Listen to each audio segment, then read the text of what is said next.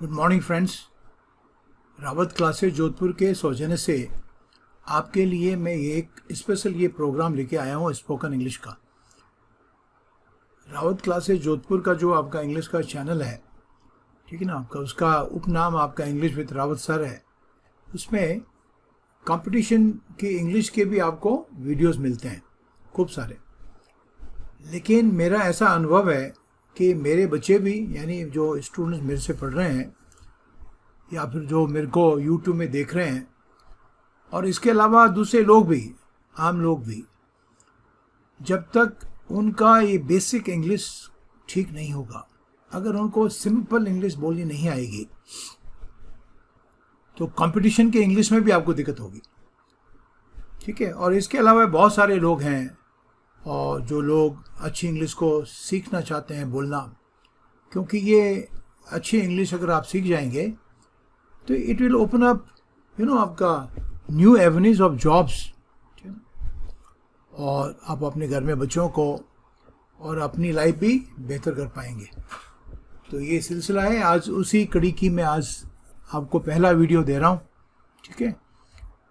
तो फिर ये भी आपके मन में आ रहा होगा कि इसमें और दुनिया भर के चैनल्स में क्या फ़र्क है। मैं किसी की बुराई नहीं कर रहा हूँ, लेकिन मेरे यहाँ पर जो आपको मिलेगा वो बिल्कुल शुद्ध मिलेगा, उसमें कोई गलतियाँ नहीं होंगी। ठीक है। और उच्चारण भी आपका ठीक होना चाहिए। एक और, जो मैं सेंटेंस आपको यहाँ पर रिपीट करूँगा तो आपने उन सेंटेंस को मेरे पीछे पीछे भी रिपीट करना है, और उसमें वॉइस का मॉड्यूलेशन आपका अच्छा होना चाहिए। ठीक है। ये मैकेनिकल नहीं होना चाहिए, यांत्रिक नहीं होना चाहिए। ठीक है। और उसमें बोलने का आपका लहजा, प्रोनाउंसिएशन, ये भी ठीक होने बहुत ज़रूरी है। अगर शुरू से आप गलत सीख लेंगे तो बाद में उसको ठीक करने में आपको बहुत परेशानी होगी। ठीक है। और आप जो सिखाएंगे अपने बच्चों को, तो बच्चों को भी नुकसान होगा। तो आप अपना भी ठीक कीजिए, बच्चों को भी पास ऑन करें नॉलेज। और जो बच्चे कंपटीशन के इंग्लिश की तैयारी कर रहे हैं, बहुत सारे कॉम्पिटिटिव एग्ज़ाम्स के लिए, तो उनके लिए तो ये बेहद ज़रूरी है। ठीक है। तो चलिए फिर मेरे साथ इसको शुरू करते हैं। ठीक है। तो ये रोज़ मैं आपको एक एक दो वीडियो दूंगा इसके, तो उसमें आपने उसको गौर से देखना है। सिंपल सेंटेंसेस हैं ये। ठीक है। और इसमें कोई होगा तो मैं आपको वो भी चीज़ें समझा दूंगा, कोई वर्ड आएगा तो वो भी समझा देंगे आप। ठीक है। तो पहला सेंटेंस में कोई व्यक्ति गाना गुनगुना रहा था और आपने कहा, किसी ने उनसे कहा, आप कौन सा गाना गुनगुना रहे थे? तो गुनगुनाने के वर्ड है हम। तो इंग्लिश क्या हो जाएगी? Which song were you humming? बोलते समय अगर ये क्वेश्चन है तो आपका लहजा भी क्वेश्चन जैसा होना चाहिए। कैसे बोलोगे आप? Which song were you humming? Which song were you humming? ठीक है। एक सिखाने के लिए एक आपका नेचुरल टोन में भी आपको दे रहा हूँ। Which song were you humming? हम का मतलब होता है गुनगुनाना। ठीक है। हम का मतलब गुनगुनाना, तो इसको आप समझ लीजिए। तो सेकंड सेंटेंस आपके सामने आ रहा है,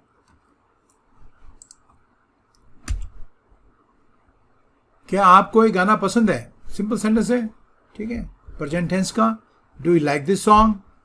do you like this song? तो 2-3 बार इसको मेरे साथ बोलिए, do you like this song?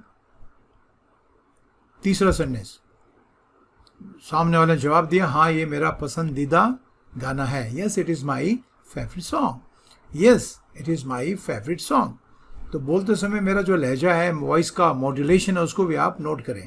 Yes it is my favourite song. It is my favourite song. Next, बच्चे ने शायद अपनी मम्मी को पूछा है, पापा क्या कर रहे हैं? What is papa doing? आप इसमें नाम चेंज कर दे, what is he doing, what is she doing, what is your boss doing, what is your father doing, what is papa doing, what is papa doing. बाद में जो आपके दोबारा आपका सेकंड एपिसोड जो मैं इसका आएगा, तो उसमें फिर मैं कमेंट्री उसमें कम करूँगा। ठीक है। तब तक आप मेरे को पहचान भी जाओगे। ठीक है। तो माँ ने जवाब दिया है, पापा पौधों को पानी दे रहे हैं। Is watering the plants. Water का मतलब पानी भी होता है, पानी देना भी होता है ना। He is watering the plants. तो बच्चे ने पूछा ना कि what is Papa doing? तो माँ ने कहा he is watering the plants. He is watering the plants. और water का मतलब पानी भी होता है, पानी देना भी होता है। पानी देने का टाइम शायद दोपहर के आसपास का होगा। बच्चे भी समझदार हैं आजकल। तो बच्चे ने कहा पौधों को तो पानी सुबह देना चाहिए। न कि इस झुलझुलसाने वाली धूप में। तो इसका मतलब धूप थी, बात तो सही है उस बच्चे की, है ना आपका। पौधों को तो पानी सुबह देना चाहिए, न कि झुलसाने वाली धूप में। तो इंग्लिश क्या हो जाएगी? Plant should be water, should be के बाद में वर्ब की third form, plant should be water in the morning and not in this scorching heat. Heat की जगह आप चाहो तो सन भी लगा सकते हो, है ना आपका। और इसका अर्थ क्या हुआ? सेम वही अर्थ हुआ कि पौधों को तो पानी जो है सुबह देना चाहिए, न कि इस चिलचिलाती धूप में। चिलचिलाती धूप के लिए इंग्लिश है स्कॉर्चिंग सन। इसको आप कहीं और भी इस्तेमाल कर सकते हो, don't go out in this scorching sun. ठीक है, सुंदर इंग्लिश है, तो ये आपको बोलना आ जाएगा, कोई दिक्कत की बात नहीं है। ठीक है बच्चों, तो पौधों को तो पानी सुबह देना चाहिए, न कि झुलसाने वाली धूप में। Plant should be water in the morning and not in this scorching sun.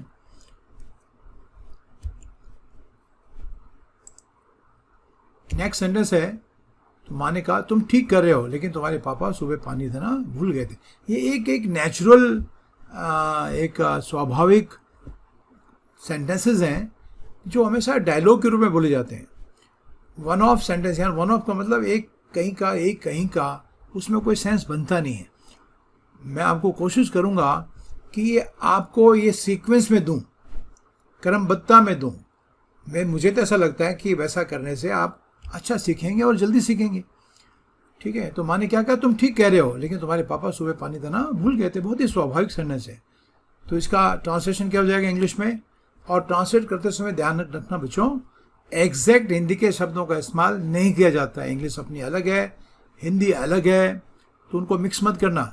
ठीक है, कई बार आपको हिंदी में बोले गए शब्दों का वही प्रयोग इंग्लिश में नहीं करना होगा। ठीक है, अब ये लिखा हुआ है यू, तुम ठीक कह रहे हो, हिंदी में तो ये टेंस आपका प्रेजेंट कंटिन्यूस का है, नहीं बोलना है इसको, सिंपल बोलो यू आर राइट। और आगे क्या? लेकिन तुम्हारे पापा सुबह पानी देना भूल गए थे, बट ही फॉरगॉट। अब इसको फॉरगॉट नहीं कहना, इसको आपने प्रोनाउंस करना but he forgot to water the plants in the morning. अब आपने मेरे साथ इसको एक साथ बोलना है, you are right but he forgot to water the plants in the morning. ठीक है, और एक बार और बोलिए, you are right but he forgot to water the plants in the morning. I hope ये क्लियर है। नेक्स्ट में, अच्छा फिर ठीक है, बच्चे सही कह रहे हैं, भूल गए तो फिर तो अभी देना पड़ेगा। तो देखिए इसकी इंग्लिश से क्या हो जाएगी? Then it's okay. ठीक है, फिर ठीक है। ठीक है, तो इसको ज़्यादा आपने सोचना नहीं है। मैंने आपको बताया कि एग्जैक्ट हिंदी के शब्दों का इस्तेमाल आपने नहीं करना है। नवा आपका सेंटेंस था, मम्मी आप क्या कर रहे हो? Mom what are you doing? What are को शॉर्ट में भी लिख सकते हो, what are you doing, what are you doing. Mom what are you doing. Tone मम्मी का होना चाहिए ऐसे, मम्मी है, शायद आपको कोई रिक्वेस्ट करने हो तो पूछ रहे हैं, mom what are you doing, mom what are you doing. तो इसका जवाब आपने क्या देना है? मम्मी ने क्या देना है वो आगे सेंटेंस में है। तो ये माँ का जवाब है, अभी तो मैं कुछ नहीं कर रही हूँ, क्यों? ठीक है, अभी तो मैं कुछ नहीं कर रही हूँ, क्यों? तो आप क्या कहोगे? हाँ, इंग्लिश में ट्रांसलेट कैसे करोगे? आई am not doing anything right now. अभी, राइट नाउ मीन्स अभी, आई am not doing anything right now. Why do you ask, या व्हाई आर यू आस्किंग, ये भी कह सकते हो, एंड व्हाई, सिंपल व्हाई भी कह सकते हो। ट्रांसलेट करना है, ट्रांसलिटरेशन नहीं करना है। ठीक है, इंग्लिश और अंग्रेजी का अपना जो स्वभाव है वो तो आपको अलग करना ही पड़ेगा। एक बार फिर कह रहा हूँ, तो माँ ने जवाब दिया, I am not doing anything right now. Why do you ask, why? I am not doing anything right now, why do you ask, why? तो फिर लड़के ने फरमाइश कर दी, can you make me some tea? या फिर ये भी कह सकते हो, can you make me a cup of tea? ठीक है, मैं फिर कह रहा हूँ, क्या आप मेरे लिए एक कप चाय बना देंगी? ठीक है, आप तो क्या बोलोगे? Can you make me some tea? ठीक है ना आपका, या can you make me a cup of tea? ठीक है, इसमें ये टेंस फ्यूचर का हिंदी में है, लेकिन इसमें कैन का इस्तेमाल कीजिए। ठीक है ना आपका, और चाहो तो कुड का इस्तेमाल भी कर सकते हो। ठीक है ना, वो कुड आपका और भी पोलाइट होता है। Could you make me a could of, इसमें कर भी देता हूँ मैं, अब इसमें कुड का इस्तेमाल भी कर सकते हो। Could you make me some tea? ठीक है ना आपका, और can you make me a cup of tea, दोनों में से कुछ भी आप कह सकते हैं। Why not? Your dad may also need one. I can also have one. और मैं भी पी लूँगी। तो बच्चे ने कहा अपनी माँ को, कहा थैंक यू मामा, आप महान हो। Thank you mom, you are great. चापलू से करना होता है ना बच्चों को, तब ऐसे कहते हैं वो। तो यही माने का अब चापलूसी करने की आवश्यकता नहीं है। तो इसको आप दो तरह कह सकते हो, no need to be a sycophant and no need to flatter me. ठीक है, साइकोफेंट चापलूस आदमी होता है, वो नाउन है। ठीक है, और फ्लैटर आपका वर्ब हो गया, चापलूसी करना। No need to be a sycophant और no need to flatter me. फिर बता रहा हूँ, दोनों में से कोई भी सेंटेंस आप कह सकते हो, no need to be a sycophant और no need to flatter me. Next में देखिए, तो बच्चे ने कहा ठीक है आप बनाओ, मैं अपने कमरे में पढ़ रहा हूँ। ठीक है, तो इसको ऐसे भी कह सकते हो, I am going to study in my room और I am studying in my room. ठीक है ना, तो उसका कहने का अर्थ ये हो गया कि माँ मेरे को चाय वहीं पकड़ा देना मेरे कमरे में। तो कैसे बोलोगे, I am going to study in my room, और का मतलब ये चॉइस है आपके पास में, I am studying in my room, ये भी आप कह सकते हो। नेक्स्ट सेंटेंस, इतने पापा आ गए घर के अंदर, खुशबू आएगी उनको चाय की, तो पापा ने are you making tea, are you making tea, simple है, चाय बनाने के लिए आपने मेक का इस्तेमाल करना है, आर यू मेकिंग टी। और फिर कहा उन्होंने, पापा ने कहा मैं सही मौके पे आया, I came in time. In time means समय से पहले, थोड़ी देर में आता चाय पी जाते, लेकिन उनको ये पता नहीं था कि उनकी वाइफ उनके लिए भी चाय बना रही है। आई केम इन टाइम, मैं समय पे आया, मौके पे आया। तो माँ ने जवाब दिया, मैं आपके और छोटू के लिए ही बना रही थी, I was making tea for you and Chhotu only. ठीक है, आप ये मत समझो आपके लिए नहीं बना रही थी, आई वॉज, फिर बोलो I was making tea for you and Chhotu only. Only लगाने का मतलब हो गया के लिए ही, किसी और के लिए नहीं। ठीक है, I was making tea for you and Chhotu only. हाथ वाथ धो लो तब तक चाय तैयार हो जाएगी, साधारण सेंटेंस है, स्वाभाविक सेंटेंस है, go and have a wash. अब हाथ पांव बोलने की आपको आवश्यकता नहीं है, ये आपको कह रहा हूँ कि इंग्लिश और इसका हिंदी का, इसमें आपने थोड़ा ध्यान रखना है। कोई भी आपने, अब उसकी मर्जी, आपके हाथ धो चाहे पाँव धोए, आप सभी नहा लो। ठीक है, तो उसने कहा, माँ ने कहा अपने पति को, go and have a wash, इसको आपने बोलना सीखना है, go and have a wash, tea will be ready by then. Go and have a wash, tea will be ready by then, तब तक चाय तैयार हो जाएगी।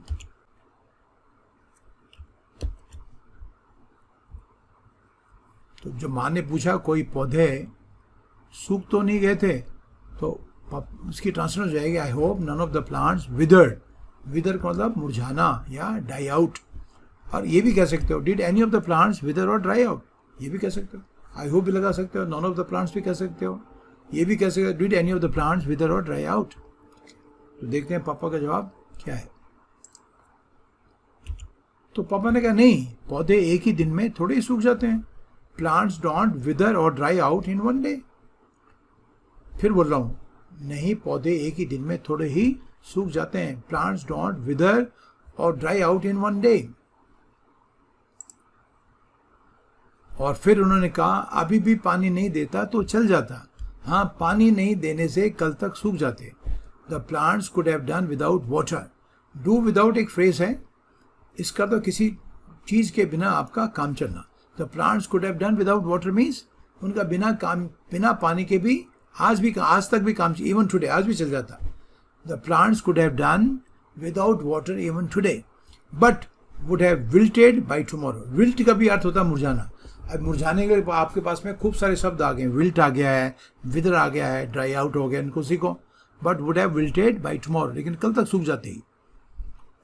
नेक्स्ट सेंटेंस, इतने में चाय बना के लेके आ गई उनकी वाइफ, ये लो तुम्हारी चाय, मैं छोटू को भी चाय देकर आती हूँ। Here is your tea, I just go and give it to Chhotu. दूसरा कप था उनके, तो ये मैं उसको देके आती हूँ छोटू को। फिर बोलना, कैसे बोलोगे, here is your tea, I just go and give it to Chhotu. ठीक है ना।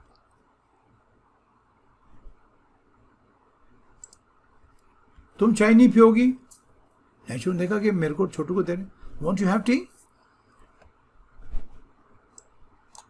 तो वाइफ ने क्या कहा, तुम चाय नहीं पियोगे, वॉन्ट यू हैव टी, बोलोगे ना, वॉन्ट यू हैव टी। तो वाइफ ने ये जवाब दिया, मेरी चाय किचन में है, मैं यहाँ लेके आती हूँ। My cup of T is in the kitchen, let me bring it here. My cup of T is in the kitchen, इसको आपने फ्लो के साथ में बोलना है, हाँ, वॉइस मॉड्यूलेशन के साथ। My cup of T is in the kitchen, let me bring it here, let me bring it here.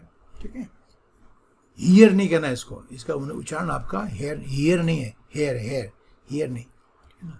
Here तो दूसरा शब्द होता है फिर सुनने वाला। तो ये था बच्चों आपकी पहली किस्त। आप मुझे बताना आपको कैसा लगा, ठीक है। अच्छा लगा हो तो इसको आप लाइक करें, शेयर करें, और जो मेरे चैनल पे नए हैं वो इसको सब्सक्राइब करें। रोज़ कम से कम एक वीडियो रोज़ मैं आपको इसका भी दूंगा, और मुझे उम्मीद है कि जब सब जितने भी लर्नर्स हैं इसको सीखने का प्रयास करेंगे तो उनकी इंग्लिश डेफिनेटली ठीक होगी, ठीक है। मैं कनेक्टेड सेंटेंसेस आपको दूंगा, वो मेरे हिसाब से बेटर है, और कभी कभी आपको ऐसे सेंटेंस मिलेंगे जो आपस में कनेक्टेड नहीं हो, ठीक है। तो thank you so much for watching, see you in the next.